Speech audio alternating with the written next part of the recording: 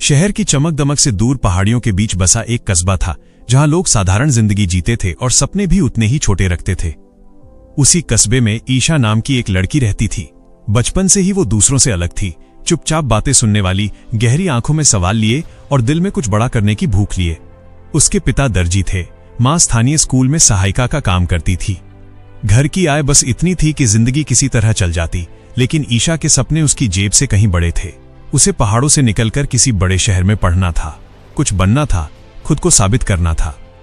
कस्बे के लोग अक्सर कहते, लड़कियों को इतना क्यों पढ़ाना, शादी करो और सेटल हो जाओ।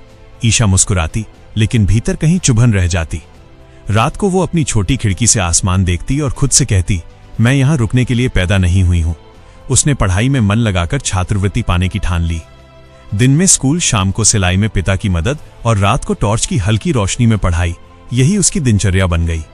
परीक्षा आई, उसने पूरी शांति से पेपर दिए। नतीजे के दिन पूरा कस्बा चौंक गया।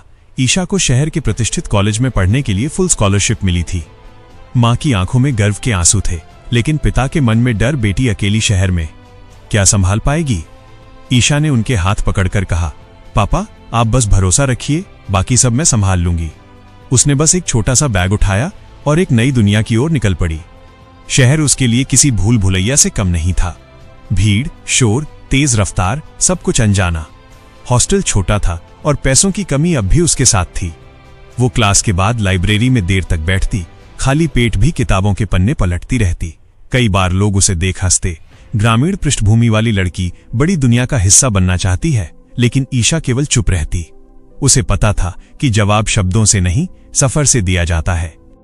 कॉलेज में एक इनोवेशन प्रोजेक्ट की घोषणा हुई।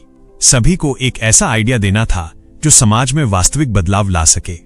बाकी छात्र महंगे लैपटॉप, शानदार प्रेजेंटेशन और टीम सपोर्ट के साथ आए।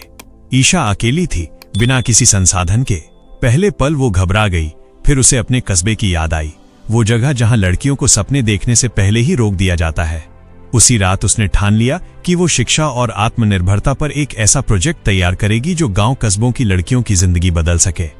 उसने कई रातें बिना सोए बिताई, इंटरनेट से रिसर्च की, गांव की महिलाओं से फोन पर बातें की, अपने अनुभवों को नोट किया।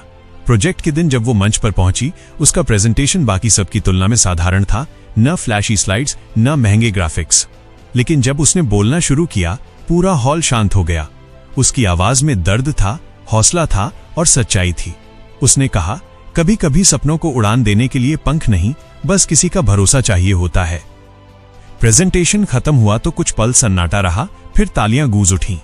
जजों ने उसे विजेता घोषित कर दिया।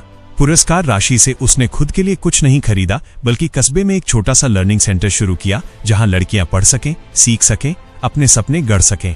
धीरे धीरे वो जगह उम्मीद का दीपक बन गई। जो लड़कियां कभी घर की चौखट से बाहर नहीं निकली थीं, अब किताबों और आत्मविश्वास से भर रही थीं। कई साल बाद जब ईशा अपने कस्बे लौटी, लोग अब वही नहीं थे जो कभी कहते थे लड़कियां उड़ नहीं सकती।